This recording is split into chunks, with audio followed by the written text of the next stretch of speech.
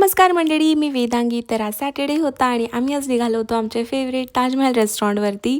हे आमचा आता रिच्युअलच झाला आहे वीकेंडचा आणि तिथले लोक पण आता आम्हाला ओळखायला लागलेत, कारण तिथली टेस्ट आम्हाला खूप आवडते आणि बफे असतो तर खूप जास्त ऑप्शन्स असतात इंडियन फूडचे. आणि आम्ही जेव्हा पण तिथे जातो मी नोटीस करते की जास्त तर लोक इंडियन्स नसून अमेरिकन्स असतात आणि अमेरिकन्स लोकांना इंडियन फूड खूप आवडते. तिथे आज स्टार्टर्समध्ये पण भरपूर पदार्थ होते आणि मला तिथलं सर्वच ट्राय करायचं असते, म्हणून मी सर्वच थोडं थोडं घेऊन खाते. मग तिथून आम्ही निघालो होतो क्रिसमसचं थोडं शॉपिंग करण्यासाठी. तर आम्ही वॉलमार्टमध्ये गेलो आणि येताना इतका सुंदर सनसेट दिसत होता, पूर्ण स्काय गोल्डन झाला होता. मग घरी येऊन आम्ही आमची क्रिसमस ट्री सेटअप केली. क्रिसमस हा रिलिजियस फेस्टिवल आहे, परंतु अमेरिकेमध्ये बरेच लोक क्रिसमसला सेक्युलर फेस्टिवल म्हणून सेलिब्रेट करतात. त्यामुळे इथे इतर धर्माची लोक सुद्धा क्रिसमस सेलिब्रेट करतात.